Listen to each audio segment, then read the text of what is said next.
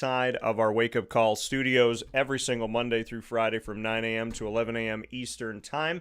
And of course, in our exclusive multimedia marketing partnership with the Moyne College Dolphins, we have the opportunity to bring you the Dolphin Dive every Wednesday at 9 a.m. Eastern Time with student athletes, coaches, administration, future Dolphins, and alumni. Today, no stranger to the broadcast. She's been inside of the Dolphin Dive for years here on Wake Up Call, and that is Haedyn Roberts. She's going to be joining me in just a few minutes to speak on the Moyne Dolphins women's basketball season, their second year in transition from NCAA Division II to Division I. She's also going to tell me how I'm going to be able to hide in that duffel bag to get out to Puerto Rico. So we're going to have a good time here this morning.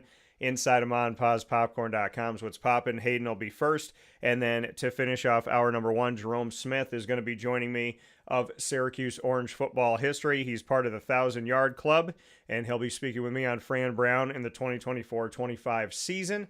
And then, of course, we'll do every Wednesday our own separate video. The show will be split into two pieces as fantasy football will take over the second hour in the Fantasy Football Power Hour, proudly presented by the Wildcat Sports Pub, to give you advice on every game for this week, which is Week 12. Hard to believe it's already Week 12 in the NFL of the 2024-25 season. So with that being said, it is my honor and privilege to have Haedyn Roberts here on the broadcast, picture-in-picture with me, to speak on Moyne women's basketball. Haedyn, how you doing today? I'm good. How are you? I'm doing very well. And Haedyn, first and foremost, when we kind of take a look at this season for you, just what you could say about, I mean, we were speaking about it off the air, but you were kind of in that place where you're like, you know what, I'm going to be done. I finished up my time. You know, I've given a bunch of years here. I'm graduating. I'm good. And then you made the decision to come back. Bring me into that decision and why you wanted to come back.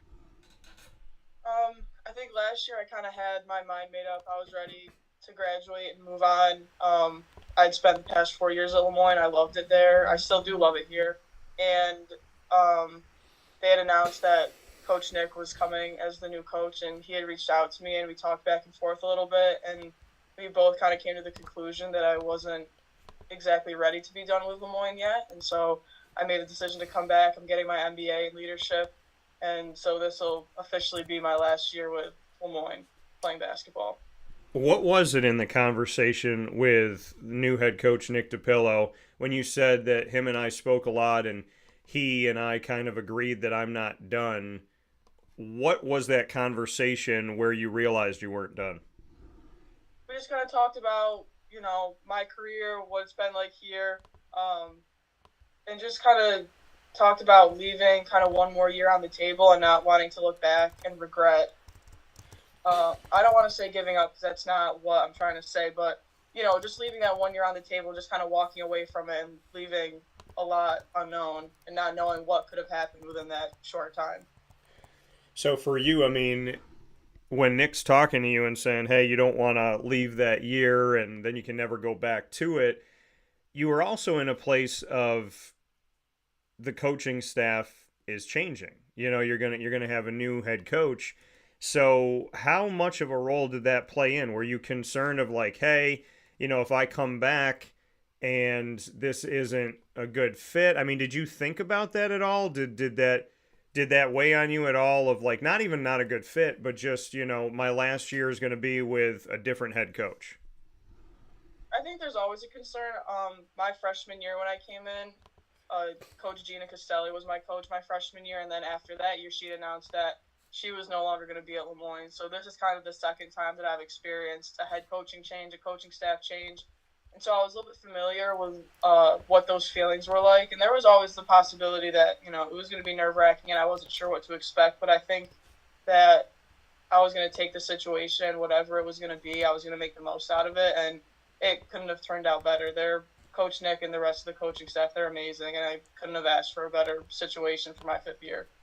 And what was it about Coach Nick DiPillo and this staff that just kind of spoke to you? Like you said, I mean, he talked about you don't want to leave a year on the table and then go back and have to think about this and think like, oh, wow, you know, I left time out there that I can't get back.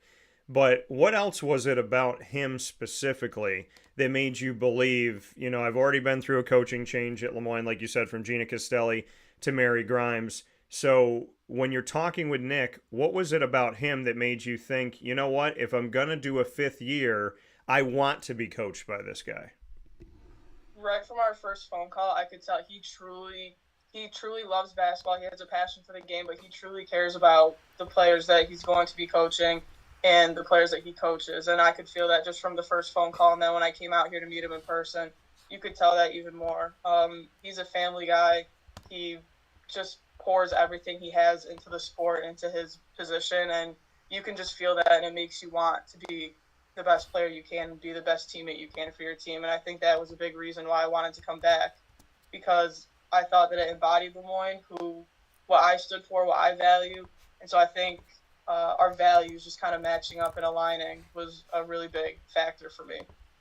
And for you, those values that you have, I mean, you talked about, how he pours everything into it and he loves the sport. What are some of the other values that kind of stick out to you about Nick that mirror who you are? He's super competitive, passionate about the sport. He cares about everyone on the team. He's always making sure that we're well taken care of. We have everything that we need, and that he's preparing us for life after basketball too, and making sure that we're successful in the classroom. We're good human beings overall. And I think just realizing that there's layers to, there's not just basketball, there's layers to everything that we do. And I think that's a huge thing for me. Here with Haedyn Roberts in this edition of the Dolphin Dive on Wake Up Call with Dan Tortora in our exclusive multimedia marketing partnership with Moyne. You just to and surpassed 500 career 625. But just what you can say about getting to 500 career rebounds. I'm not surprised. And like I said, in my brain, it's more because I've watched you play for years, but just what you can say about getting to that feat. It was a great accomplishment. I had no idea that was coming up in our game until I saw it on Instagram afterwards. But I'm honored to be in that club of five, the women who have gotten 500 rebounds at Moyne basketball. And I just think it's awesome. I'm honored to be a part of it. Yeah, and like you said, I mean, you're honored to be a part of that club. Did you ever think, I mean, like you said, it wasn't on your mind, you didn't know it was coming, that something like this that you were even close to 500. So when it happens, how do you react to it when they, kind of nudge you and say, hey, you got to 500? Were you completely startled, or was it like, oh, okay, that makes sense? I think, honestly, I found out through my assistant coach, Coach Maya. She had texted me saying congratulations about it. And I was like, oh, okay, cool, thank you. And that was basically my first reaction to it, because coming in, I didn't exactly know what to expect coming in when I was a freshman. And so being able to look back on these past 5 years and know, that I'm hitting these milestones is really special and awesome. And I'm just glad that I have a great support system and a great team around me when I'm doing these things. Well, and like you talk about the team, you've always been that way. You have an accolade, you have a great game, countless games that I've been to and speaking to you post game, it's never been about you. It's always about everybody else. It's about, I'm happy my teammate did this, I'm happy my coach did that. Just get into that side of it, because to me, that's what leadership is. Leadership is when people want to talk about you and they want to focus on you and how great you are, and you turn around and say, no, if they didn't hit a three in the corner at this point in the game, we wouldn't have this. If they didn't tip the ball, I wouldn't have gotten this rebound. If coach didn't teach us this in practice, we wouldn't have been ready for it. You're that type of player. You're that type of person. So just to speak on that leadership and just how you are and how you've never really made it about you.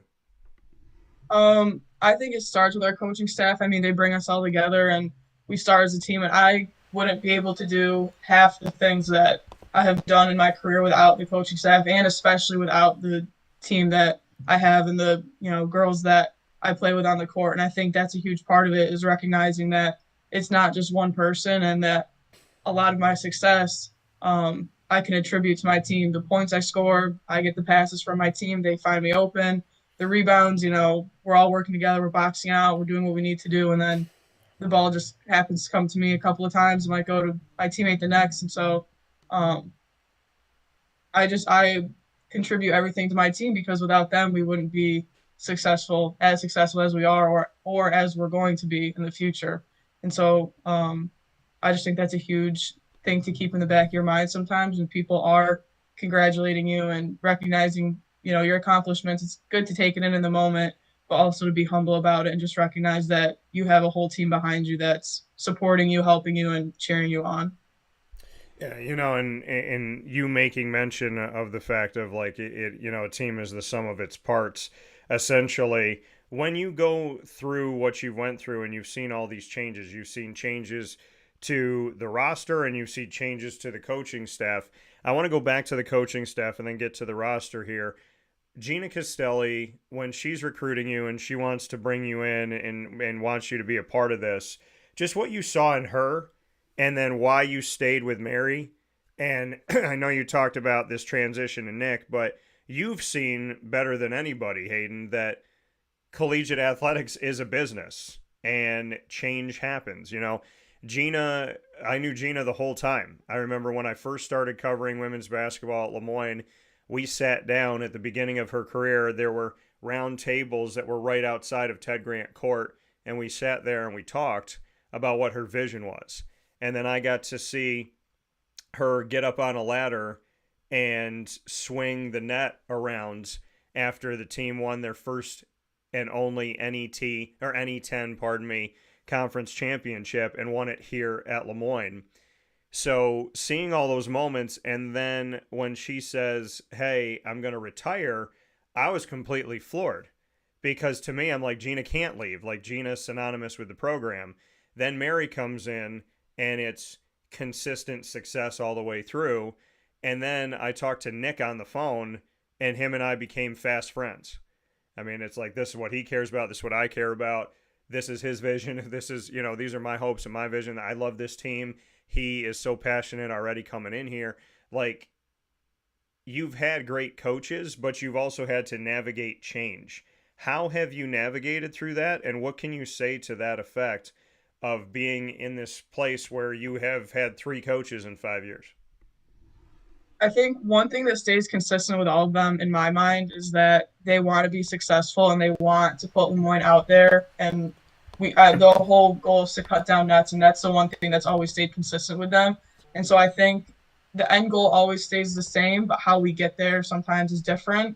And what their coaching styles is, what they prefer, how they run offense, defense, all these different things. But I think just knowing that your end goal is always going to stay the same, and just it might look a little bit different to get there, and just kind of navigating that and adjusting to, in my case scenario, what coach I'm playing under at the moment, because this is my 3rd head coach throughout these 5 years. But with Coach Castelli, she was the same thing, just very family oriented, a great woman to be around. I absolutely loved her for the time that I had her. With Coach Grimes, super passionate about the game, always wanting to succeed and to win. And she just knew so much about the game of basketball. And I think that was a huge reason why we were so successful. And with Coach Nick, I think it's going to be the same thing. He wants to win so bad, and he knows so much about the game, and he loves all 13 of us just as his own. I think that's going to be a huge part in our success this year. And I think just knowing that you have to adapt and work with what's put in front of you. And when your end goal is the same, it's all going to work out in the end. Yeah, and like you said, and I love that you said it the way that you said it, Haedyn, is, every single one of those coaches, the goal has always been to cut down nets at the end of the season. What makes you believe that here with Nick in your last season, you can do exactly that? I think the group of girls that we have, we're hardworking, we're gritty, we don't give up. And I think that he's a constant reminder, and he always reminds us of that we can do great things. And even though this season has had kind of a slow start, we've been playing big schools, he's never once not reminded us that we're capable of great things, and that throughout the season we're going to be doing really awesome things, and we're going to be successful at the end of this. Yeah, and like you said, I mean this team has been challenged. I mean this is year two in the transition from NCAA Division One to or Division Two to Division One, and we've seen that in this move. I mean you have not shied away from playing the best teams in the country. You played a team last year that defeated the reigning national champion, and you did that early on in the season. And I feel like this non-conference is meant to this schedule is meant for you to be prepared for the NEC. They're meant to push you. I mean, you started the season at Stanford in the games that counted after playing a game, an exhibition game against SUNY Geneseo. You went to California, played at Stanford, then you went to Stony Brook in a close game, a 10-point game. Then Rhode Island came to town, and then you just went to Illinois State and the University of Illinois back to back before now you're going to have the Puerto Rico Classico, which will be against UNC Greensboro and the University of Southern Indiana down in Puerto Rico right after Thanksgiving on November 29th and November 30th, Friday and Saturday, before you're home for a couple. So, I mean, you've had one home game in these first 5 games, and you've played a top 25 team in Illinois, and you started off in California for the season. So, I mean, there's definitely been a lot of challenge, but bring me into why last year these games helped and why you think they'll help this year. Because when you got into the NEC last year after a very brutal non-conference schedule, you went 14-2 overall, and you were second in the conference and played for a championship in the NEC in your first season in D1. I mean, that says a lot about this team to have 2 losses, and the team that defeated you in the championship, Sacred Heart, you handed them their only loss in the entire conference last season. So, I mean, so much success came after that non-conference schedule last year. Why do you believe that can happen again? I believe that you don't want to play non-conference games just to blow out teams and run them over. You want to play non-conference games that are going to challenge you not only physically but also mentally, and make sure that our team is put in a position that when conference games do come, that we have all the skills and the tools needed in order to be successful. And I think having a hard and a tough non-conference schedule is doing that for us, and it's allowing us to play harder, mentally be stronger, come together more as a team, stick together, and just adapt to adversity and hardships throughout the non-conference. So then when these problems may arise in conference, we have the feeling that, oh, we've been here before. We know how to handle it. We know how to get through it. Yeah, and I'm looking at the schedule right now, and selfishly, I'm very excited because as the schedule gets later in the season, it's all kinds of home. After you go down to Puerto Rico, you'll be home on December 5th, December 7th, December 21st, December 28th, and then we will see you at home January 18th, January 20th, February 1st, February 6th, February 8th, February 22nd, February 27th, and March 6th. I mean, a lot of home. So in that second half of the season, you'll be in front of your fans more. Just what I know, I don't want you to look ahead, but just what that's going to mean to you to know, yeah, we got a grueling schedule right now. We're spending a lot of time on the road, but eventually we're going to, all this work that we put in on the road, we're going to be back at home. It means a lot. Just being able to play on our own home court and have that sense of familiarity is great. Being able to play in front of our friends and our family, our fans are great. And I think just knowing that after, like you said, after a long non-conference of away games and away trips and flying and everything, that just being able to be home and be on our home court is going to mean a lot, because that's where we're most comfortable playing, and that's where it feels like home. And so just being able to be there and play on our own home court and defend that and be able to have a big support system there is going to be really nice. And Haedyn, before I let you go, you mentioned your team this season, that you believe in these young women that have joined you here as student athletes, some that have returned and some that have come in. Just what you could say to the makeup of this team, the young faces that are in here, the returning faces, as well as those that transferred in, and just what this roster provides for you this season, because you had a lot of success last year and there's obviously been change. What is it about this roster that you think is prepared to make another run in the NEC and have another opportunity to cut down some nets? I think that with such a new team, we're very unique, but also like our transfers, they've brought in a lot of different experiences from their previous colleges and where they've been. And I think just being able to pull in new perspectives and new experiences, that's going to help our team be more successful. And we're just in my opinion, they're a great group of girls. I love them. I believe in them wholeheartedly. And I think they're all great players and they're just great people to be around. And so I think just having that and then putting the basketball aspect into it will be really great. And I'm really looking forward to the rest of the season. Oh, that being said, Dolphin Dive here with Haedyn Roberts. Haedyn, we're going to finish it up as we always do. We're going to do a little bit of rapid fire. You can ask me anything you want. I have to answer it. We'll go back and forth for a couple. You get the first question. What do you got? If you could have anyone on your podcast, who would it be and why? I got asked this question when I was doing a live show on site, and I would definitely say that it's the first one on my mind. I would have Jesus Christ. I would want to sit with God himself and talk to him about everything, about life, about decision making, about his will, about what we need to do moving forward. There's some things you think you know, but I would want to know. And, I think God has a sense of humor. So I think Jesus and I sitting at a table, we would have some laughs. We would definitely have some fun. I would say, why did God create mosquitoes? Because I don't think they have a purpose. So we would definitely have a good time. But yeah, I think that's the conversation I'd want to have more than anything. My question back to you, Haedyn. Who are 3 women's basketball players that you would want to have dinner with and why? Oh goodness. I pick Asia Wilson. I love the Las Vegas Aces. I think she's funny. I like her energy. I like the way she plays. I would also pick Kate Martin, one of my favorite rookies, I would have to say. And then I guess I would have to pick. I gotta go with the cliche. I gotta go with Caitlin Clark. I gotta go with 3 recent. Okay. All right. Fair enough. What's your last question for me? Let's see. If you were to play basketball, what position would you want to be?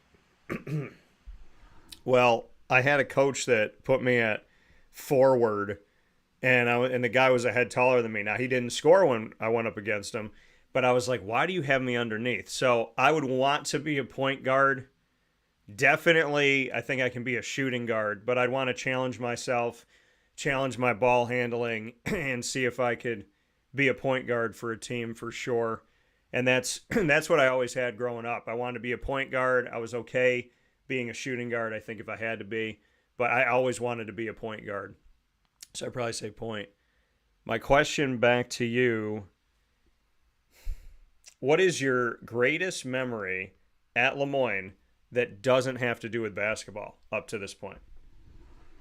Oh, gosh. I would have to say last year when I participated in senior week with my former roommate. She was a volleyball player, and we had something planned for every day of the week. We, would go to the movies, or we would go get dinner, or we made like this huge calendar and just had our week planned out. And it was kind of like one last thing that we did together before we graduated and eventually had to go our separate ways and no longer live together. So I think just taking that week with her and doing all like the last minute things that we didn't get a chance to do during the semester was my favorite memory. And who was that?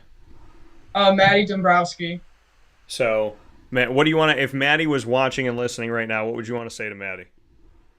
That I love her and I miss her and I cannot wait to hang out soon. Well, Maddie definitely had a good roommate and vice versa. Haedyn, for many years now, I appreciate and love this program. Always rooting for you all. Looking forward to seeing you when you come back home soon.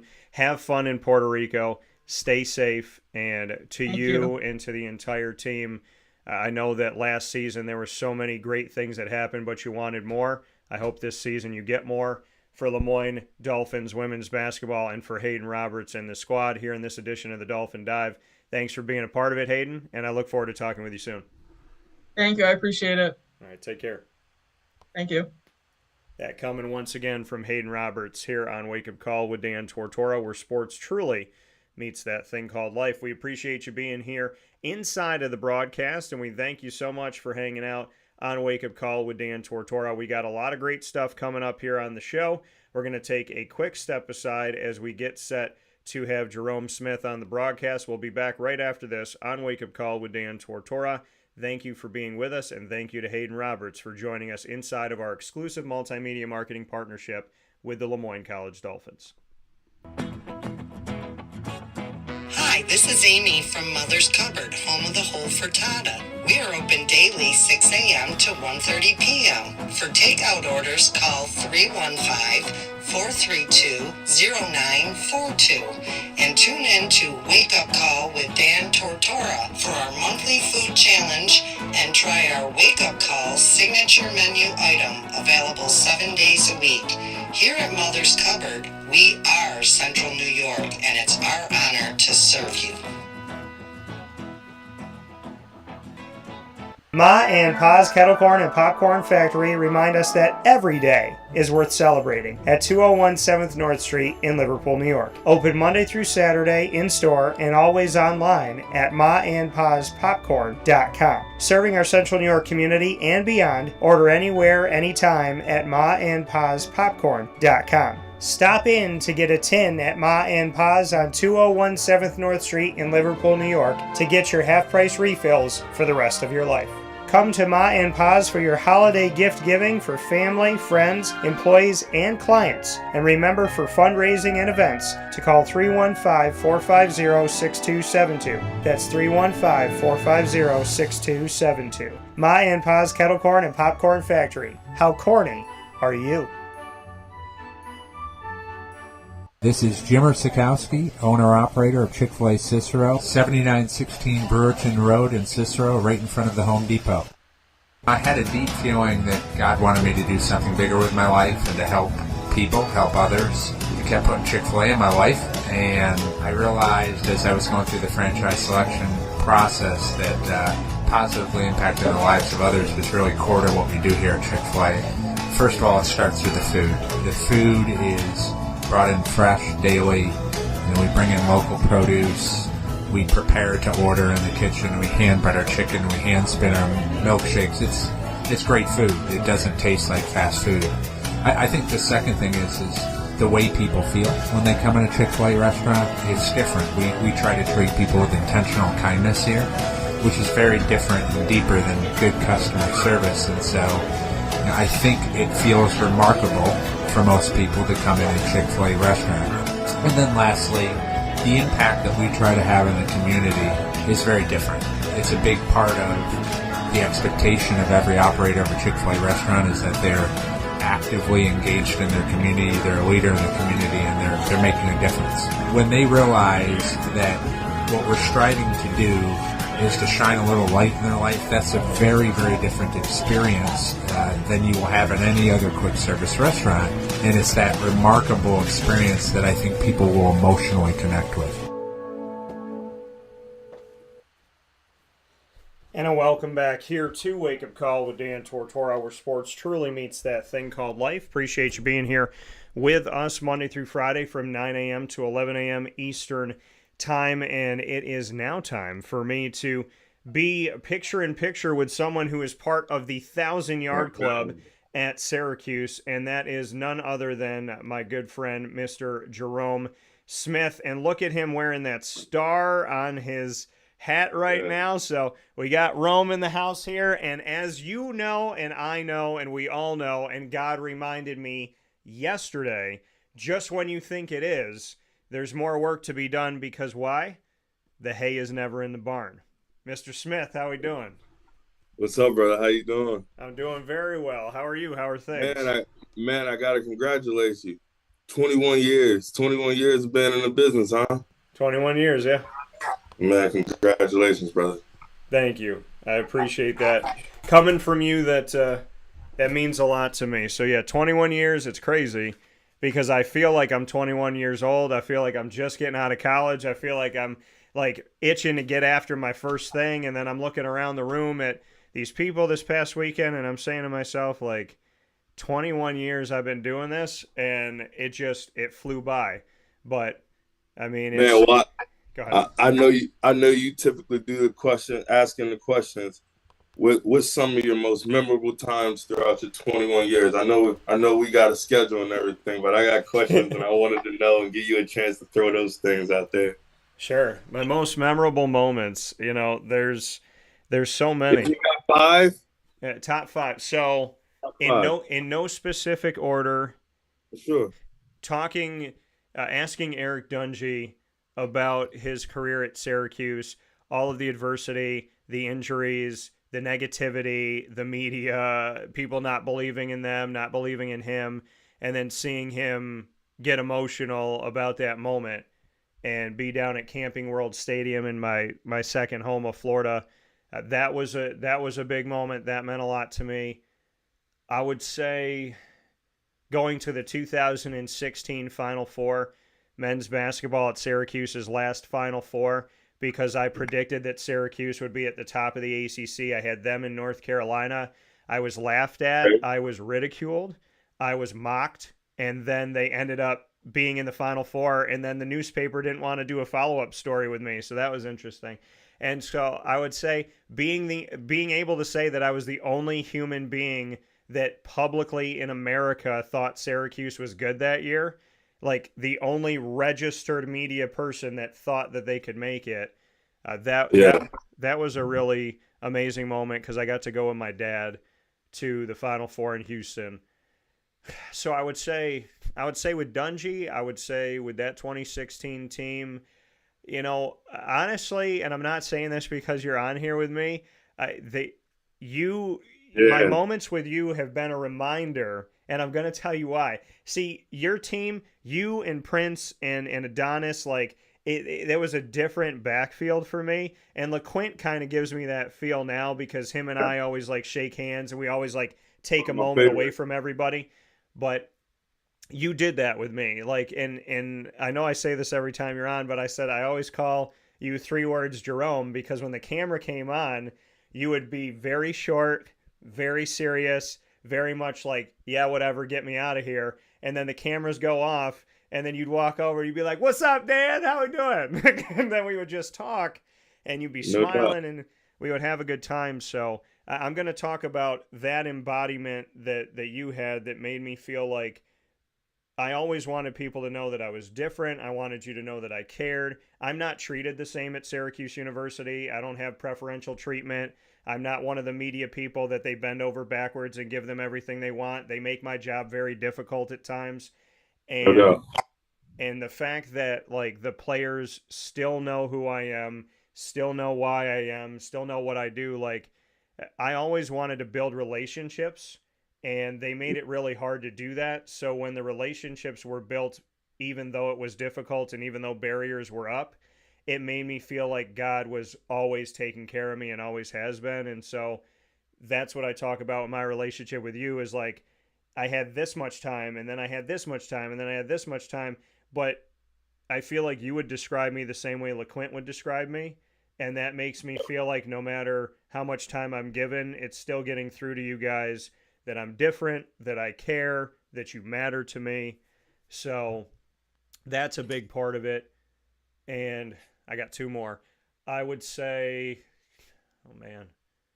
2 more moments for me. I would say the first day of my career when I started MU courtside and I got called 12 minutes before a game while I was doing laundry at Marywood University and putting the last quarter in and had that hamper up. And they said, Dan, my buddy Brandon Smith said, Dan, I know you said you always wanted to broadcast. You always want to be a commentator. So can you come over? I said, when? He said, right now. And I said, okay, how much time do I have? He's like, 12 minutes before game time. Yeah, you were prepared though. I left my clothes. I ran. Whatever I had on, I ran over. I didn't know who was playing. I didn't know what the pronunciation, anything was. I didn't know any of the starters. I sat down, I did the show, and that officially started my career 21 years ago. So I would say that.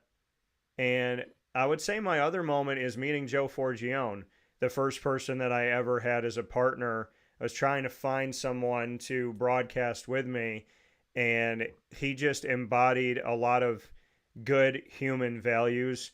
And No doubt. to me, you know, I had been doing so many things alone, and I felt and finding Joe and working with Joe and making it funny, and how like we don't talk for years and then we get on the phone and our comedy is so easily back and forth.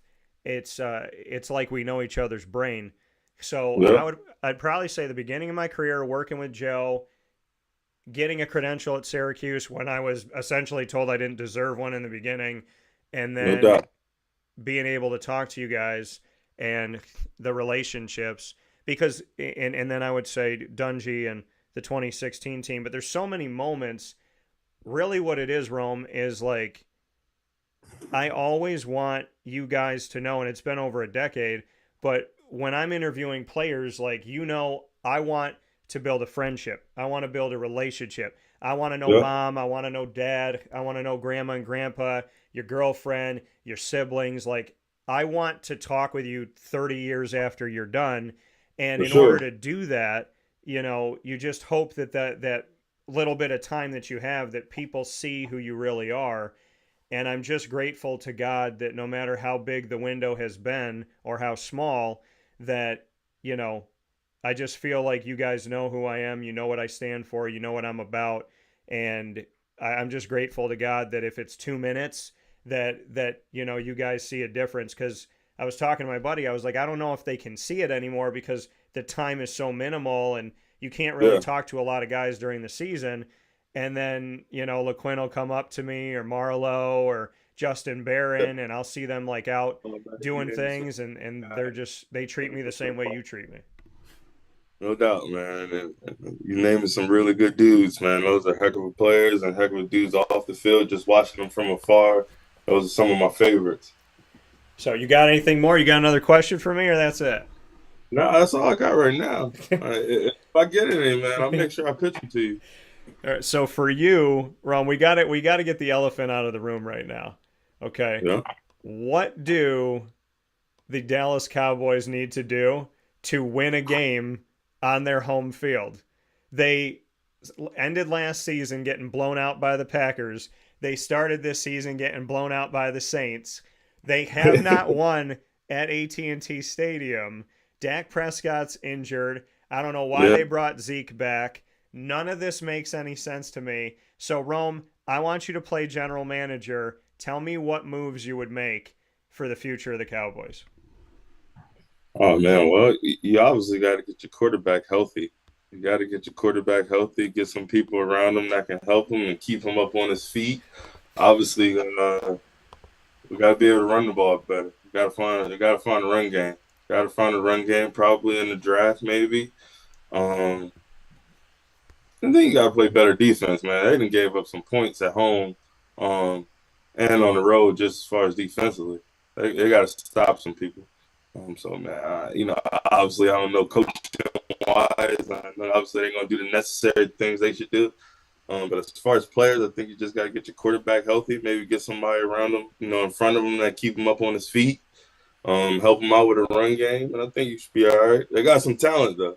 They got CD. They got the Turpin kid. I saw him take a slant about 80 yards. So you got some weapons. Yeah. Well, I mean, is Dak the? I mean, is he the future, or is that what you want? Dak and Zeke, Dak and Rico? I mean, how are you looking? You probably. I'm gonna stand on the table and say you keep Zach or Dak, just because you paid the guy a lot of money. You better figure it out. And he's had some success. He's a mobile quarterback. He's in that run, like I said. You got to get some pieces to make them feel comfortable. And when you don't got those guys up front to make them feel comfortable, guys struggle. How do you feel about? I mean, you're a former running back. You had some time in the NFL as well. So, Yep. How do you view what's going on when it comes to Rico, Zeke, and the rest of the gang? I mean, do they need to go find another guy? I mean, keep in mind they allegedly had Derrick Henry if they wanted him. So, Man, that would have been a heck of a deal because Derrick Henry is a heck of a back. But I think you might have you got Zeke a little bit too old. I mean, I think he's past those Zeke days, and he may have stunted the growth of having those young guys you brought in just because you were trying to get him ready to play again. Yeah. Um, or on the flip side, he could be one of those things where he's helping those young guys, but obviously he's been down and hasn't been, the Zeke that we all know. Um, so you probably got to go the other way, bring somebody in there who's ready to play and probably had some success. I mean, you see what Houston did with Joe Mixon. I mean, Joe Mixon wasn't playing bad in Cincinnati, but shoot, you get him in different scenery, and he's playing out lights out right now. Yeah. Here with Jerome Smith, Syracuse Orange running back, alum, fan of the Cowboys here. Before we get into Syracuse and this season and Fran Brown and all of that, Sean Tucker, when you look at where he's at, this guy, I asked him, I was like, do you want to wear 44? And I'll never forget it. I was kneeling on the ground. He was sitting in a chair, and I was doing an interview with him, and he said, no. He said, I said, if they offered it to you, he goes, if they offered it to me, I don't want it. He said, I think I'm making 34 look good. And so, you go back and you think about that number, and you think about, number 34 and just what he's done with it and how he made it his own. And then he goes into the NFL. He's an undrafted rookie. He gets signed by the Bucs. He stays with the Bucs through rookie minicamp, training camp, preseason, regular season, off season, second season. He has an awesome showing on Monday night here recently. He wears number 44 now. What can you say about the resolve and the belief that Sean Tucker has in himself and just what he's done for himself? Man, obviously being able to watch him, play at Cuse, man. He's a really talented guy. He's a really talented guy, and man, I feel him 110% by not wanting to wear that 44 and letting it have its own legacy and making your own legacy for yourself. But shoot, man, that undrafted road is a long road, and obviously, man, he's been preparing for it, and I know he was doing some special teams. So obviously, Syracuse did a heck of a job of preparing him for that next level. Man, I'm just happy he's having the success he's having. Again, anytime you're a Syracuse running back, we all support each other. So it's been really cool to watch him grow and, get into the rotation and have success with it. Did you, I don't know if we talked about this before, but did you ever have a chance to wear 44? Did they ever talk to you about it? We had our talks. What was that talk like? Because people are like, is it retired? Is it unretired? Like, what is the official thing? Like, what did they say to you about it, and when did they say it? Was it like junior year? Hey man, we could maybe make this thing happen. Like who was talking to you about it? When was it happening? And what was the, because I want to kind of dispel some rumors of like it's not available, it is available. So I want to get your thoughts. So it's some former 44 guys who actually wore the number. It was some former 44 guys who actually wore the number. And, we had the conversations going into my last year, and that was one of those deals. If I wanted to come back for that redshirt senior year, that was one of the deals in it. But again, I believe in, I think it's an article out there, man. I believe in just letting that thing stay up in the rafters, and man, we make 45 what it was. What'd you say? Go ahead. Fortunately for me, after I wore 45, we had Zaire Franklin wear it the next year. So some good people wore it after. And that's what it was all about, man. It wasn't about the number. And obviously, Zaire wears the 44 in the NFL now.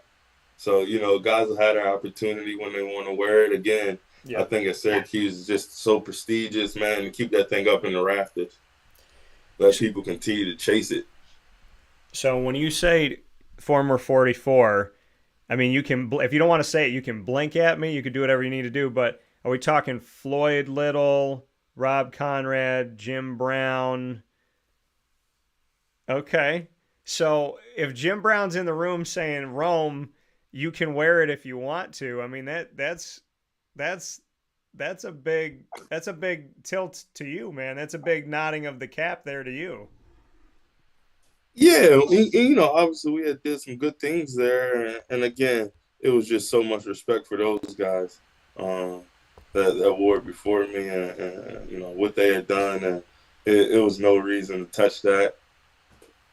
You know, what I love about 45 is that, and I don't think I told you this, but I think it was like last year, but it was recent, just seeing a kid walking around like holding his dad's hand and he's wearing 45. Like, because those jerseys, because those you could, you know, back when you didn't have NIL, so you couldn't see your name on it, but like they had the jersey Yeah. in the, you know, 45 was one of the jerseys you could buy. Yeah, we would have had a sweet NIL time. Yeah, and I was going to say, like, so if you were in NIL right now, so number one, I think it's really cool that kids are still wearing 45, and it just makes me happy because I know you're a great person. If you were in NIL right now, what would you want to do? Like, what would be the Jerome Smith master plan of NIL? I would figure out how to get a item on the varsity menu. Okay, on the pizza menu? Okay. Yep, I would figure out how to get something on the pizza menu. But obviously, you know, the jersey sales and all that stuff would have been cool. And obviously, the more success we had as a team, the more success we would have had NIL deals wise for, you know, the whole team and opportunities that would have came. So, shoot, I'm sure it would have been sweet. We had some good people working for us and helping things out. Yeah, I think there would have been some definitely some good things here. And you, go ahead. I mean, you even think about when I was getting recruited, we had Greg Paulus. Like, I mean, and I remember when they changed the T-shirt to "The Devil Wears Orange," and man, he would have killed NIL during that time. Yeah, well, yeah, and that's the thing. And my buddy actually bought me that. He bought me that shirt, "The Devil Wears Orange." But you know, that "Hay is never in the barn" apparel, all that merchandising that they would have. You know, we could have had you work with one of like the local brewing like farm companies and have a horse eating hay, and then you could be standing next to the horse going, he knows the hay ain't never in the barn. Like, I mean, you know that. Man, all types of good marketing. We're at Syracuse for a reason too. And the thing is like I've said this before. I'm like, I was like, Syracuse University is missing out because marketing. I mean, I've gone through all this. I've spent over 2 decades in it. Like, I love doing it, and I've created my whole life. I'm like, give me these guys and let me teach them, let me work with them, let me be like a liaison or an agent to this, of like sitting with the guys and being like, this is your personality, this is your nickname, this is what we're going to use for this. This is how we're going to put you over here. Like, you know, I mean, there's... We'll get Coach Brown to get you involved, man. Yeah, well, that's the thing. Him and I have a good relationship, but it's... I mean, like with LeQuint, because he's, what'd you say? I said, we'll get him to get you involved, man. Yeah, I mean, because I would love to sit with these guys and just help, like, be the idea man who's behind a bunch of this stuff, getting them ready. But with LeQuint, I mean, you're wearing number 1, so I'd have Family Dollar, Dollar Tree, all that stuff. I'd have everything that's a dollar. I'd have all those places working with him, and, you know, I'd have, at the end of it, I'd have him smile, have that little gold tooth, like, just hit. With the sunlight, you hear that ding, and then, you know, just something like that. But I mean, there's so many ways we could go. Like I said, I'd have you out at the farm doing things with the horses. We'd be having fun with that. You know, I just... Yeah, it would have been a sweet time, man. It would have been a sweet time. Absolutely. Well, you're at Robert Morris now. Yeah. So being at Robert Morris, and I said you're wearing it kind of works out for you because you wear the Dallas Star, and then you got the Robert Morris Star going on. Yeah. So being at Robert Morris as the running backs coach, just what you could tell me about Robert Morris University. And I know you've worked in different places. You've helped out running backs in different places. You've been able to build quite a coaching career for you, a journey for you so far. What brought you to Robert Morris, and what can you tell me about the experience so far? Oh, man, it's been an awesome opportunity. What's gotten me here, just the next opportunity. I was at Morgan State and obviously had an opportunity to go somewhere different, and being able to, you know, mentor these running backs here, it's been sweet, man. We got a really good staff. We got former alumni. We got Bart Tansky. He was at freaking Syracuse with me. Yeah. So, man, we got a different group of people, and we got hardworking coaches and hardworking players, and We're turning the program around. I struggled in the past, and it's been sweet though. It's been sweet to be part of the turnaround. I'm used to being a part of the turnarounds. Obviously, getting there grown and turning the program around from where it was. Just working, man. Just a good group working. Yeah, and we look at Robert Morris, like you said, working to turn this around for the Colonials and being a part of turnarounds in the past. I mean, the team has a winning record right now. They're 6-5. So, when we look at this season and go through it here, and I'm looking at some recent moments that you've had. I know coming up here this Saturday, November 23rd at noon Eastern time, you will be playing against Stonehill, and that is the last game of the regular season for you. You're coming off of a 2-overtime close game against Central Connecticut State, 33-35 in a loss, and there was very recently here a 4-game winning streak. So what can you say about what Robert Morris was when you came in and what they're becoming when you have an opportunity now to end with a winning record? Yeah, like I said, we were a program that was turning this thing around. Changed coordinators. So again, we were, just trying to find the right way, trying to find the right pieces to help us get some wins. And I think we won 4 games last year, and now we're at 6, and we're in a new division, and new division woes, and figuring out the different teams in the division. We cut the last 2 short. We lost to the top team in the conference 2 weeks ago. Lost a close one this past weekend. Yeah. But the thing that you can appreciate is you got progress, man. You can honestly see where we were week 1 and where we are right now. And just looking forward to finishing out strong and getting into the offseason so these guys get strong and getting back to spring ball and recruiting the guys that, we need to help us push past this point. And looking at some of the guys that you have, Edmonds Jr., Moyer, and Powell II, and so on and so forth, what can you say about your stable of backs in the game and just what they've been able to do rushing this season? I know that your leader right now has 555 yards when we're talking about who's been getting it done here when we talk about Edmonds Jr. and then right behind him with Moyer. What can you say to the rushing attack that you have? Man, we got a really good group of physical, detailed young men, and they really good dudes on and off the field. Edmonds actually came here this year. He was a junior all-conference player of the year in the conference last year at Merrimack. And we got him to transfer over, and he's been really good for us. Been dinged up as of lately, but, man, heck of a back. Really funny story about him. Twan's been training him since he was 7 years old. So Twan Bailey was his trainer when he was 7 years old, and I kind of watched the kid grow up and, knew him growing up, and I recruited him at Morgan. He ended up at Merrimack, and obviously it's how this game goes, relationships. And when he went in the portal last year, we were able to get him. But, man, we got a really good group of guys. They work really hard, and they've been having some success. So, man, I'm happy for those guys. Yeah, and I mean, I'm looking at this, and it's funny how God works, as you and I both know. Just had Lemoyne on. Haedyn Roberts of Lemoyne basketball. They're in year 2 of their transition to Division I, and they're in the NEC in Division I, the Northeast Conference, and Robert Morris University is in the NEC for football. And so Duquesne, Central Connecticut State, Robert Morris, Wagner, LIU, St. Francis U, Mercyhurst, Stonehill. So I know a lot of these schools because of knowing the NEC and knowing the commissioner, Noreen Morris. So what can you say about the NEC and the fact that Robert Morris, the school that you're the running backs coach for, is currently in the top 3 in football? Man, this is a tough competitive conference. And shoot, man, when you talk about the Northeast, you think tough football, you think physical football, and it's part of the brand here.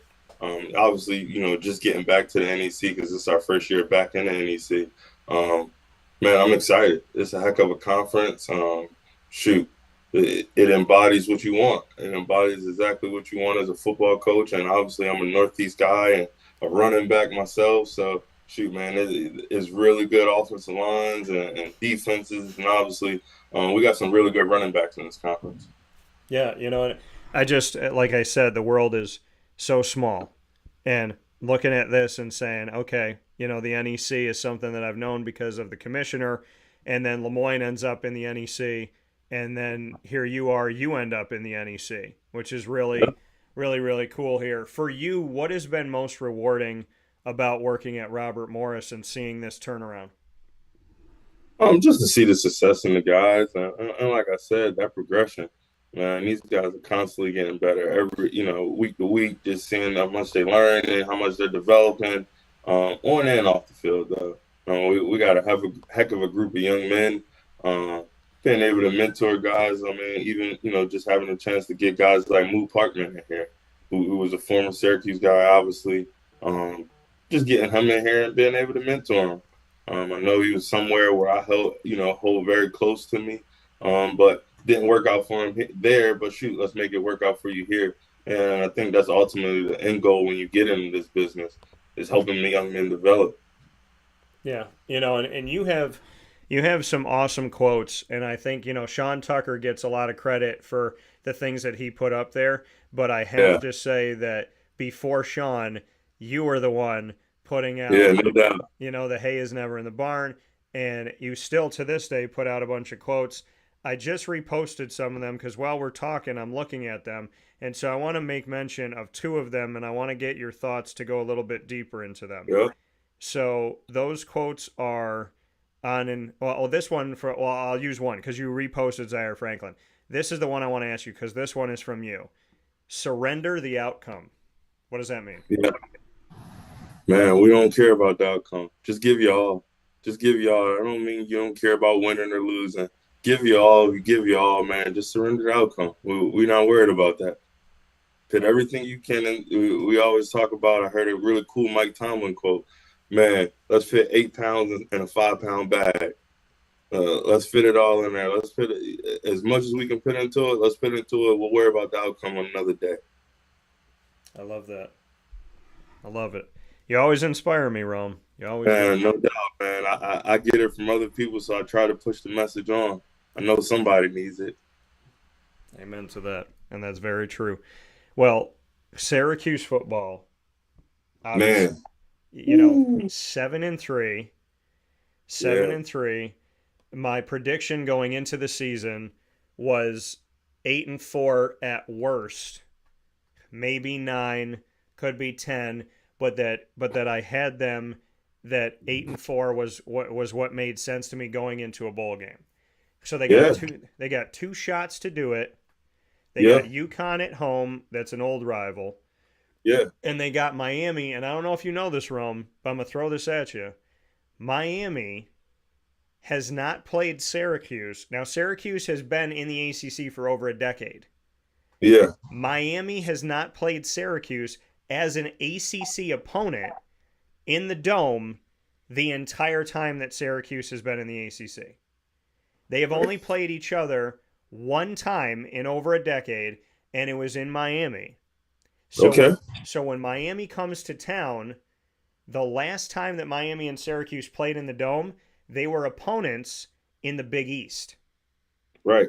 To the day of the week and the day of the year, it is exactly 22 years. Saturday, November 30th, 2002 was the last time Miami came to the Dome. They will be in the Dome Saturday, November 30th, 2024. 22 years on the nose. And the last time that they played Syracuse in the Dome was almost the first. Think about it. I'm 21 years a broadcaster. They haven't played together in the Dome in 22 years. So almost my entire career since Miami's been back in the Dome. What does that mean to you? And what does it mean to you that this team has a shot to get 9 wins this season? Shoot, man. Well, we obviously got the advantage anytime you got guys from South Florida coming up north during the cold time. We got the advantage, obviously, in that phase of it. But it's obviously, man, it's really good to get 2 really good schools together, good rivalry, good college football. Obviously, like you mentioned, the Big East. It'll be good to get that type of brand of football back in the dome and, push that message. And they're a really good team right now with Cam Ward and the things they're doing down there. So it'll be good to get that type of stuff up north. But obviously, man, I'm excited about this team. I'm excited about Coach and what he has going on and the rest of that staff. They got a really good deal going on. What is it about Fran Brown that speaks to you? What do you like? He's honest. He's honest and he's truthful.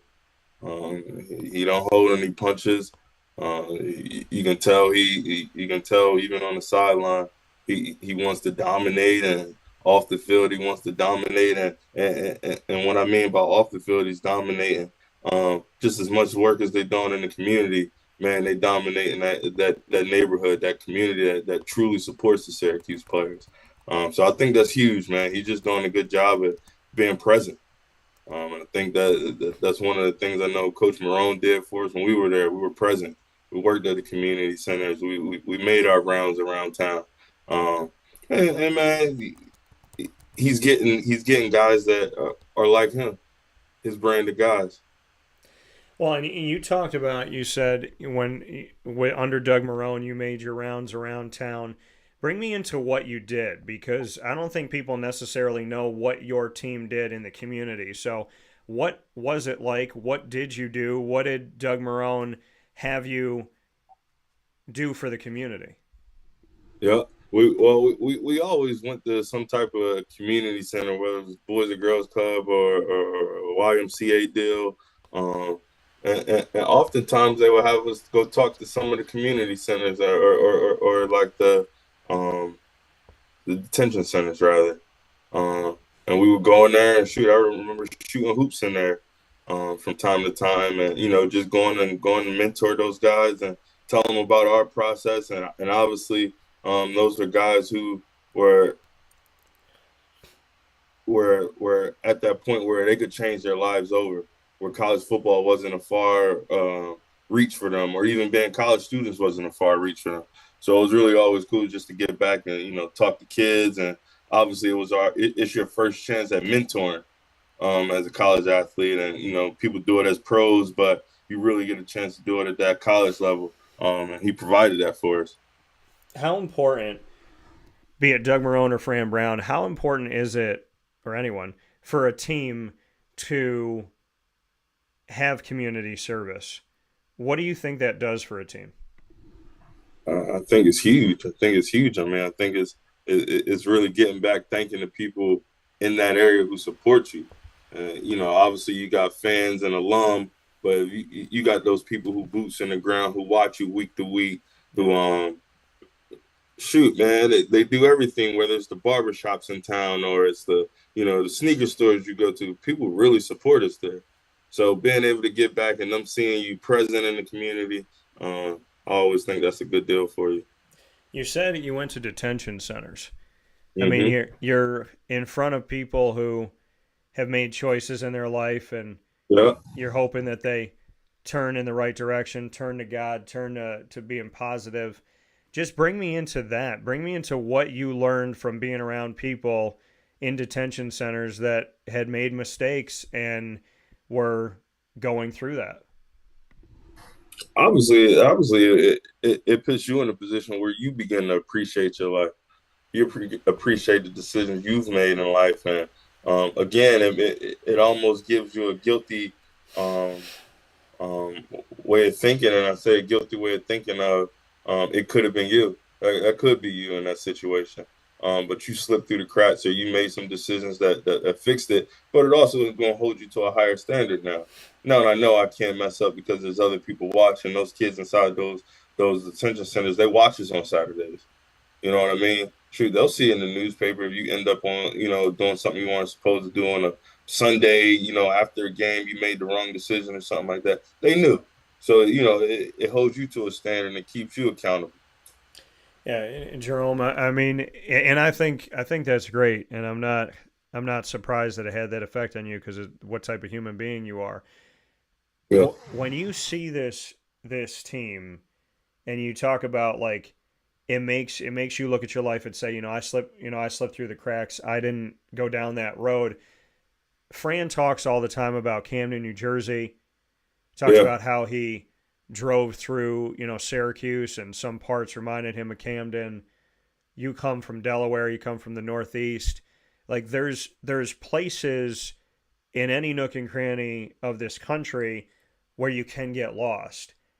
Yep. And Fran is all about not only wanting to do right and wanting to represent and knowing that there's people watching from back at home, but he's taking kids literally out of the same community he was in and putting them onto this Syracuse team and believing in them. What does that mean to you that he's going and finding these kids and saying, like, I'm not just going to talk about my journey, but I'm going to try and help you with your journey too.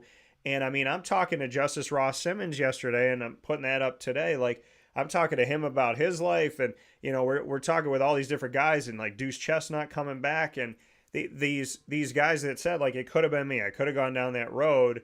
And to have a head coach or any coach that's saying, like, I don't just want to take care of me, but I want to go take care of those kids because I was young once. I was there once. I felt like I had something to give the world.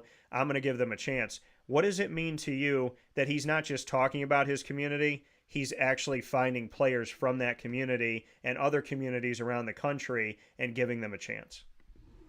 Man, well, there's a couple things with that, man. You can appreciate a guy who's vulnerable, man.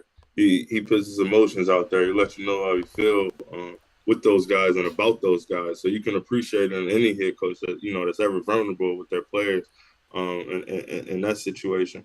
But then he's getting guys where he knows they got a different mindset. It's a different mindset included with obviously going to get guys from your hometown and guys from tough areas. He understands that. Let's go get guys with those tough mindsets who've been in tough situations, who worry about the necessary things. Yeah. You know what I mean? Yeah. So it's sweet having a guy that's built like that and thinks in that mindset. LeQuint Allen, to go back to him and this team, here with Jerome Smith, Syracuse Orange running back alum. We're going to play rapid fire in a couple minutes here, but to go to LeQuint, he's a 1,000-yard back as well. So he did that last season. This season, he has been responsible for keeping drives alive, keeping the team in games, winning games, multiple times being a part of this. He does not go down. He's leapt over people. He's dragged people. He's moved people out of the way. What can you say to the evolution of LeQuint Allen Jr.? Man, LeQuint's, man, the way he just developed, and obviously you see it all throughout his whole game. And that comes with the coaches. Obviously, the coaches that were here, they developed them, and then he took the coaching from, this new staff. And just his development's been sweet, man. Just watching him in pass pro and then catching the ball out the backfield, I think you get to see that a lot more this year. He caught the ball out the backfield so much more, and obviously he looks better doing some of these things. He looks stronger, and he finishing runs downhill. And he's getting in the end zone, and all those things are a plus for a back like him. I'm excited, man. He's explosive, and they did a good job of feeding him. I can remember times in the past where you kind of waiting on the run game to get going, and it just never got there. But, you also got a quarterback now, man. It's not like college football at any level when you got a guy who, can throw the ball. And I think it's all but one out of the team or more. Nobody in Syracuse football history ever had 4 games in a row of 300 or more passing yards. He did it in his first 4 games in Orange. He did it to 7 in a row. Then I think he didn't do it the 8th, and he's done it since. What can you say about the level of play of Kyle McCord and what he has done for this offense? First of all, man, you got to thank those guys who came in with Coach Brown and Coach Robinson, those two top recruiters in the country. You don't get guys like that without 2 of the top recruiters in the country. So, shoot, man, being able to get those guys and obviously bringing a guy in with that type of talent, he's going to bring people with him because it's a belief. I mean, you got a quarterback, you can pretty much go. And then you obviously know they sealed up the O-line and took care of the O-line group. And you got everything working. Got a run game, got a quarterback, got an O-line, got skilled guys. It's working out. And obviously, I got to shout out my favorite guy on defense, Diggs, man. Diggs is a monster. What do you like about Fidel Diggs? Fidel Diggs, man, he plays hard, man. He's balls to the wall the whole game, and he's intense. He's physical. He's what you want in a football player. I enjoy watching him, being a physical guy, and I know he's a Northeast guy. So being able to watch him play the way he plays and his brand of football, I enjoy it. And Marlowe Wax, running back, linebacker. They asked him to be a linebacker when he came in. Could have been a running back. What do you think about his play at linebacker? Man, he's Baltimore. Again, these guys continue to take the mold of their head coach.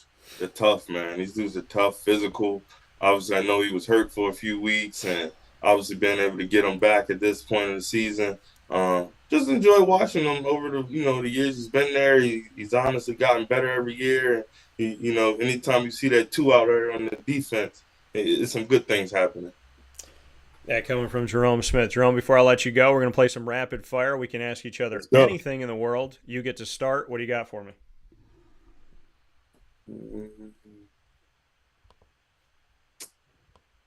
Does Syracuse make the Sweet 16 this year?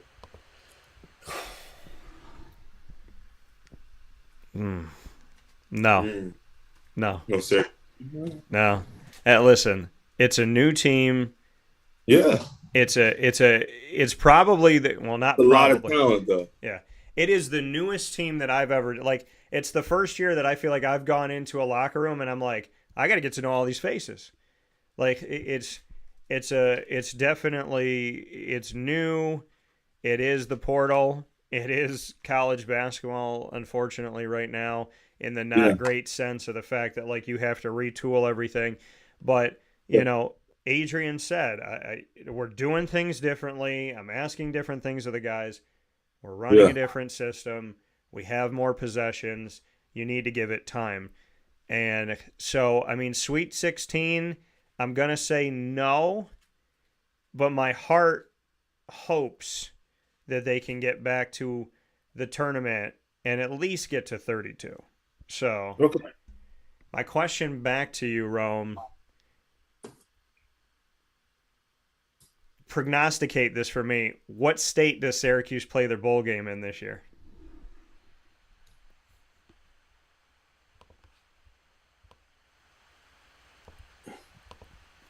Florida? Okay. Florida. That means that more that would be a better one. So, all I said is keep winning so I can go south in December. That's what I want. No doubt. No doubt. Okay. What's your second question for me? All right, second question. What's been your favorite moment with Coach Brown this season? What he just did in the press conference on Monday. I asked the first question and I said, "How you do?" I said, "How you doing, Coach?" He said, "Good. How are you?" And he said, 21 years, right? He goes, "It's been 21 years for you?" And I was like, "Yeah, Coach." And he's like, "Well, I just want to say congratulations, Dan, and for you for somebody to do something in that profession for a long time." And he said, "Dan, you're a stand-up guy, and it's good to know that there's a lot of people in the business like you, and I just wanted you to know that." I was like, "That's major." Yeah. That's major. It was crazy, and it definitely felt like it was just him and I in the room. And afterwards, he shook my hand, and he was like, "I thought you would like that more than any other way that I could do it." And for sure. So I know you appreciated that, man. That's sweet. Yeah, I would say that's my favorite moment because, he's been good to me and he's been there for me. And like I said, the university doesn't make it easy, and he made it a point I want to talk to Dan. So we got to do an interview together because he wanted to do it. So yeah, sweet. Yeah, that's sweet. So he's definitely been there for me, and And I appreciate that very much. I appreciate the fact that he's been a man of his word and that he's going to do what he wants to do, and he's not going to be bureaucratic. He's going to be, if I want to talk to this person, then this is who I'm going to talk to. So Sure. I respect that. My That's question back to you is, if you and I were on a broadcasting tour, what 3 states would you want to go to? And what sporting event would you like to have culminate like everything? So if we could go to any 3 states broadcasting, what 3 states would we travel to? And then separate question, what sporting event would you want to co-broadcast with me? All right. Well, I would go. All right. I'm going to go, of course, football. I'm going to stick in my realm. I'm going to stay in my realm and go football. I'm going to go Florida because I love Florida. Okay. I'm going to go California so we can stay in the sun. I know you're a sun guy. Yeah, absolutely. Absolutely. Georgia. Okay. All right. What event are we doing? We're doing a 9U Little League game. 9U Little League tournament. Me and you, Dan. I love that answer. Could have said the college football playoff. Could have said the Super Bowl. He says 9U Little League. We hanging out. We're gonna watch a good game. We're gonna, teach some people some stuff. We're gonna have a good time with this thing. I love that. I love that. Only you, Rome, can touch my heart like that. All right. Man, I appreciate that, brother. Last one. What do you got for me? All right, last one.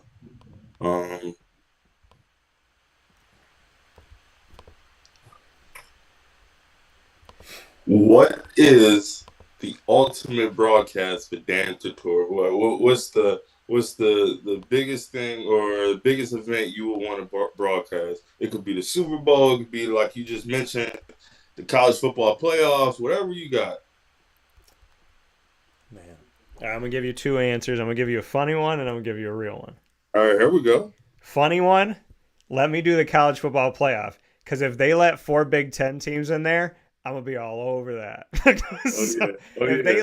If they let that nonsense in there, and I'm not saying the Big Ten's not competitive, but they said something yesterday that if I read it right, I'm hoping my eyes read it wrong, but it said if Indiana loses to Ohio State, they got a 96% chance of making it. And I was like, we're talking about a team losing, having almost 100% lock to get in? That doesn't make any sense to me. And listen, I have no disrespect for the Big Ten. I would say this about any conference. Stop piling on conferences that are not proving themselves and actually have a playoff, because I would want to see, in my perfect world, I want to see Boise State, Army, and SMU. I don't want to see one of them. I want to see all 3 of them, because I don't think you want to play Army. I don't think you want to play SMU. And Boise State's running backs got, 9,000 yards this year? So, I mean, to me, let us watch some football. If you want it to be an SEC Big Ten championship, then call it that. Yeah. But if it's the college football playoff, if you had me on the college football playoff desk, we would be laughing. I'd be hitting you with facts, Oh yeah. So we would be having fun. But my serious answer is, that I've always wanted to find Mrs. Right, and I've always wanted to be a father. Okay. So my perfect game that I could broadcast is whatever my son or daughter was playing that day. There you go.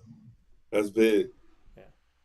That's big, man. I would rather be at her volleyball game, basketball game, or his soccer game, football game, than be anywhere else in the world. I would turn down the Super Bowl to do his football game, to do her volleyball match. And man, that's sweet. If I can have the right woman someday, and I can have, a kid or kids that, give me the opportunity to go to a recital, go to a play, go to a poetry reading, go to a sporting event, whatever, go to a bake-off, and whatever they're doing, it gives me chills now thinking of if I could be there. And people that know me know when they're like, you got the Super Bowl or you got your son's Little League game. What are you doing? I was like, everybody that knows me knows I'm going to see him. Yeah, And then I'm going to say to him, absolutely. like, do you want to get on a plane and go to the Super Bowl with Daddy? Yeah, So, you know, yes, sir. I'm not going without him. So, Rome, That's, I hope someday soon I get to tell you, you know, I found her. We're having a baby. I can't no wait to go doubt. to that game. So, No doubt. yeah, someday. So, with that being said, Jerome Smith, you get the final word because I love you. So, what is the final thing you want to say today? Other thing I want to say, well, man, again, man, I appreciate you. Every opportunity you give me to get on the show, I appreciate you. Congrats again for all the hard work you're doing, and success you're having. Keep up the hard work, brother. Well, you and I both know the hay is never in the barn, and we go and get it every day. So, No doubt. Jerome Smith, Syracuse Orange running back alum, running backs coach for Robert Morris. I have to ask you this. I have an apparel site now, so you have to text me your size so I can send you something. And For sure. are we going to do a jersey swap? Do I get a Robert Morris football? Oh man, I'll send it out. Yeah, we'll get it sent out to you for sure. Okay, so you send me Well, man, something, I'll send you something. We'll get it right. that's the deal, brother. All right, Jerome Smith. Never know how to say goodbye, so I'll say see you soon. And you know See I you love soon, you, brother. Thank you for your kind words. Yes, sir. Thank you. I'll talk to you soon. Take care. Yeah. That coming from Jerome Smith here on Wake Up Call with Dan Tortora, where sports truly meets that thing called life. I don't have the words, folks. I really don't. Life has been good. I'll scratch that. Life has been great. Life has been rewarding, fun, exciting, unique, special. And no matter what has been thrown my way, life has been really, really rewarding and really good. And God has been great. And I know He has my back. And that's why my prayer, on top of guide me toward where you want me, guard me from where you don't, that prayer has continued into also including your will over my want. And that's my way of saying to God, I know what I want, and I'm sharing with you what I want. But if your will thinks that there is something better for me, or you're protecting me from something I can't see, I would like your will to overtake my want and guide me in that better direction. If your will and my want are aligned, then let's go in that direction. If your will is different than my want, then guide me there, because God knows best. God doesn't fail us. God doesn't let us down as much as we want to blame Him. God is not the one that fails us. People fail us. Situations fail us. Sometimes we fail ourselves. But God does not fail. And if I've learned anything in life, when adversity strikes, God has surrounded me with good people, hardworking people, loving people, and He's always put me in perspective of what I'm going through and that it's never that bad. So I want to thank God for my life. I want to thank God for my people. I want to thank God for Haedyn and Jerome, because through this career I have met so many amazing people. The people that I love dearly have come through this. Chasing my dreams has given me my life.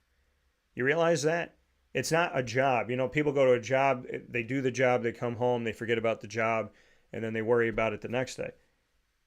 My job has helped to enrich my life. It's helped to give me. I wouldn't have Jerry without this. I wouldn't have Rob. I wouldn't have Isaac. I wouldn't have Rome. I wouldn't have Haedyn. I wouldn't have Nick DePillo. I wouldn't have Katie Kalinsky and Casey Filio and Maya Jackson. I wouldn't have Bob Beretta. You know, there's so many people that I value. I wouldn't have Gene Marshall. I wouldn't have Nick Dimitrievsky Clay Gagan-Sherman and Sean Peake and Brian Yurton and Tay Baker and Alex Gregorita. You know, I wouldn't have any of these people if it wasn't for, I wouldn't have Fran Brown if it wasn't for my dreams. So as much as there's adversity and as much as there's things that have frustrated me, there's also this other part. It's not even this other part. It's like, you know, yes, there's things that are frustrating. Yes, there's things that happen. But God is good. And God is a faithful God and a just God and a loving God and a caring God. And He has never led me astray. So this morning, I'm not worried. I'm grateful. The devil lives in chaos, in worry, in doubt, in fear, in frustration, in anger, in hate, in jealousy, in envy. God doesn't live in that. And I'm going to read you this one more time because yesterday I did a broadcast and I did in the Ingredients to Success, proudly presented by Avicoli's. I ended with that topic in the Ingredients to Success, which was when adversity strikes, and it will strike. It struck me right after the show and went through hours of my day and into today trying to figure things out. But my faith and my trust in God is strong. And my faith and my trust in humanity, in the wonderful angels He sent my way yesterday. My adversity struck yesterday after the show, and I had a person that saved me, and then another person that helped, and then another person that helped. It all worked out. Because in the storm, God is good. God isn't just good when He gives you a blessing. God is good when it gets dicey. So if I can tell you anything and tell myself anything, it's that God is good all the time. God is great all the time. And all the time, God is great. The two wolves. Remember what I told you? The dark wolf is what? Anger, envy, sorrow, regret, greed, arrogance, self-pity, guilt, resentment, inferiority, lies, false pride, superiority, and ego. I've met a bunch of those dark wolves this week. The light wolf is good. Joy, peace, love, hope, serenity, humility, kindness, benevolence, empathy, generosity, truth, compassion, and faith. I met that wolf a lot this week too. Which one will win? The one you feed. Well, the devil tried, but I will only feed God. We'll take a step aside and we'll be back right after this.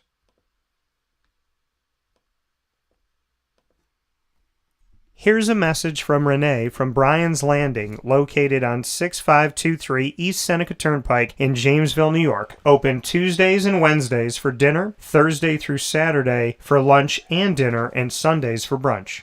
It's a lot like the way that my mom and dad ran their restaurant. We have put in place a lot of people that are family to us, very similar to how my dad hired people that were family to him. And then the tradition I'm carrying on is a lot of the items that are on our menu are my dad's. And he taught our chefs how to recreate his dishes. So I think that Tommy McNerney, who our executive chef is, to him it is an art. And I think that when he does create a dish, it's not just about making the food taste delicious, which is definitely our priority, but it's an art to him, and it's almost like his canvas on a plate where he just wants the colors to look great, and people love it because he takes pride in that. And Bryan and I appreciate that. We want it to obviously look good and taste good.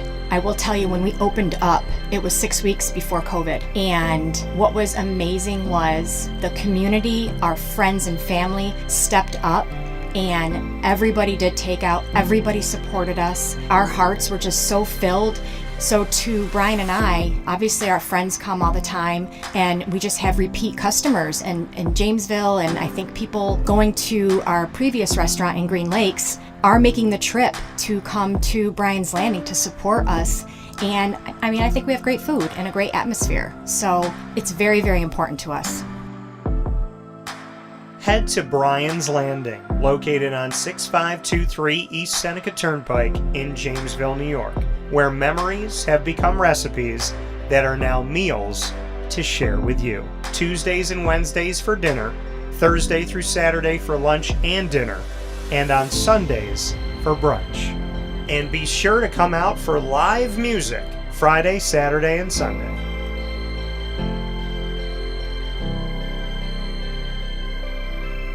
Here is a special message from Brian Bruno, owner of Servomation Refreshments Incorporated. I grew up in the family business, had the experience of working for a national food service company with thousands of employees, and as much as I enjoyed the experience I had, there was something about, owning my own company and being able to change the things I saw wrong with the industry firsthand, which is why I moved back to my hometown in Canastota, New York to launch Servomation. It was back in 2007. When we first started the business in 2007, really you didn't find any machines with credit card readers. There was a lack of variety in machines. You got stuck with basically whatever the vending company wanted to sell that day. There was a lot of inefficiencies in the business, and those were all things that we saw as opportunities, both from a customer level to improve and from an operating level to be more efficient.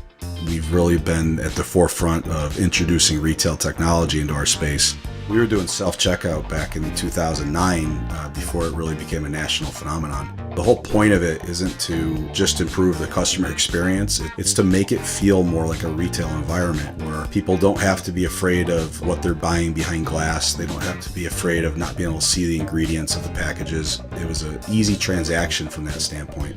If we were to reinvent something, we wanted to make sure what we were making looked and felt more like a deli and not like something that you would traditionally see in a vending machine. I was tired of hearing for years the customers say the wheel of death because the vending machine would circle around with the same tuna salad in it. What we wanted to do was it really change the perception of that food. So allowing customers to touch it, allowing customers to feel the weight of it, allow customers to see the freshness of it, and also the variety of it really helps them change the perception and ultimately the value of what we bring to them.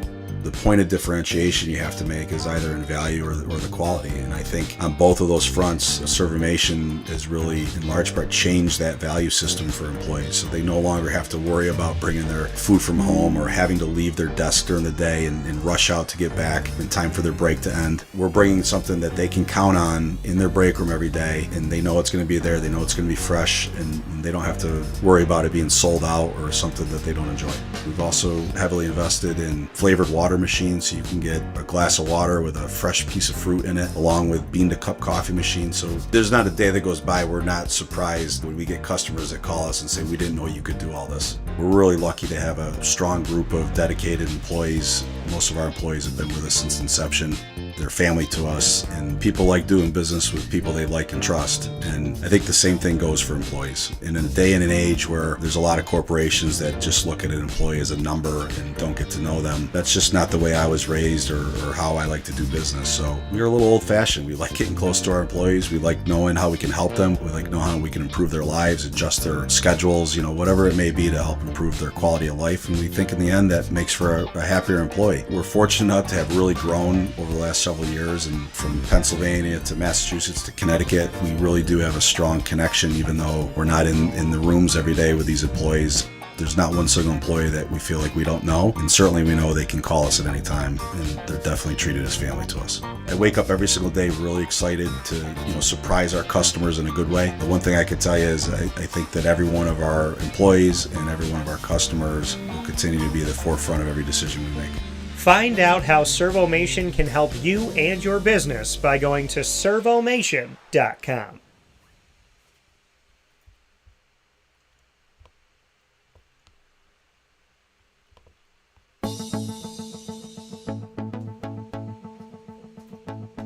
Avicoli's, located on the corner of Route 57 and Wetzel Road in Liverpool, New York, has been your trusted neighbor for decades. Located just steps from Liverpool High School, we're happy to have the Liverpool Warriors on-site, on-location broadcast at Avicoli's through Wake Up Call with Dan Tortora every single month, featuring student athletes, coaches, and administration throughout the year from Liverpool High School. Head out to Avicoli's today on the corner of Route 57 and Wetzel Road in Liverpool, New York, open Tuesday through Sunday for lunch, dinner, and drinks. We'd love to see you out there, and of course you can call them at 315-622-5100 for takeout, delivery, and catering. That's 315-622-5100, and also find them on myavicolis.com. That's myavicollis.com.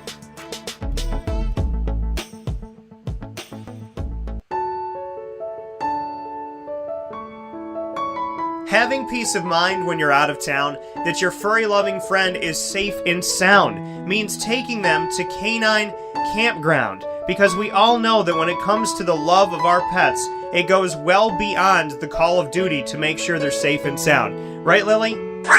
So take a ride to 242 Johnson Street in East Syracuse, New York, and see Canine Campground and where your dog will be staying, in the classic cabin, the executive cabin, the grand cabin, or of course the luxury cabin, because if you know Lily, you know she loves luxury. Now you don't have to wait to the last minute to find a family member or a friend that'll take your dog for a few days. Call Canine Campground at 315-299-4013. That's 315-299-4013. Their drop-off and pickup times are Monday through Sunday. Check K9campground.com for more information. That's the letter K, the number 9, and campground spelled with a K.com. K9campground.com. When you're going out of town, bring your dog to Canine Campground.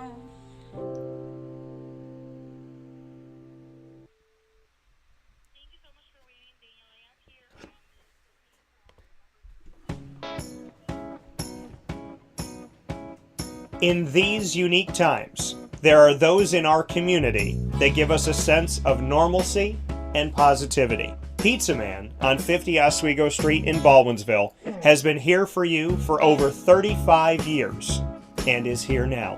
Call 315-638-1234 or order online at pizzamanbville.com to bring those familiar tastes into your home. And remember to come see our monthly on-site broadcasts centered around the community and our Baldwinsville Bees. Pizza Man in Baldwinsville. Any way you slice it, they are always here for you.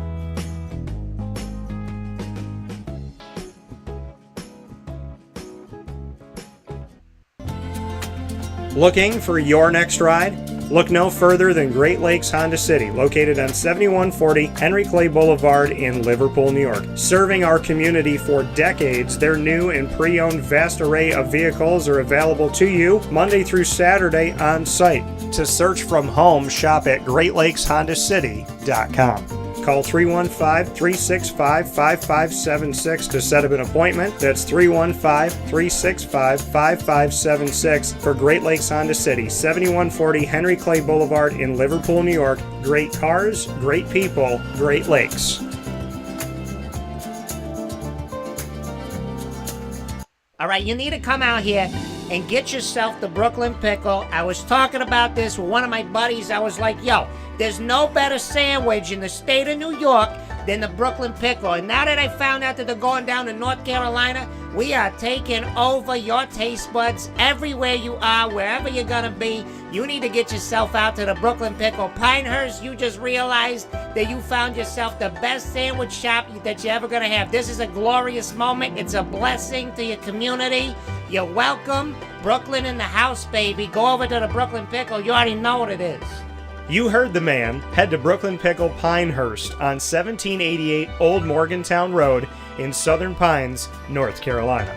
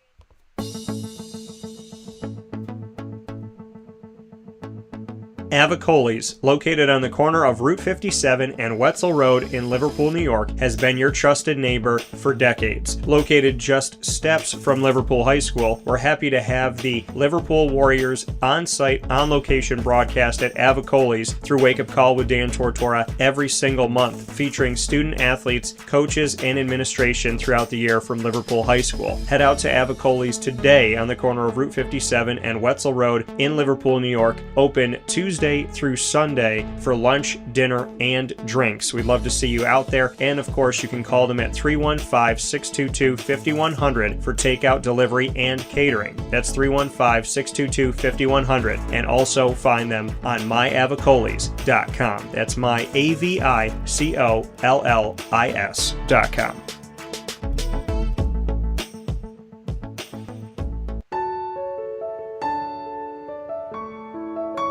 Having peace of mind when you're out of town that your furry-loving friend is safe and sound means taking them to Canine Campground, because we all know that when it comes to the love of our pets, it goes well beyond the call of duty to make sure they're safe and sound. Right, Lily? So take a ride to 242 Johnson Street in East Syracuse, New York, and see Canine Campground and where your dog will be staying, in the classic cabin, the executive cabin, the grand cabin, or of course the luxury cabin, because if you know Lily, you know she loves luxury. Now you don't have to wait to the last minute to find a family member or a friend that'll take your dog for a few days. Call Canine Campground at 315-299-4013. That's 315-299-4013. Their drop-off and pickup times are Monday through Sunday. Check K9campground.com for more information. That's the letter K, the number 9, and campground spelled with a K.com. K9campground.com. When you're going out of town, bring your dog to Canine Campground.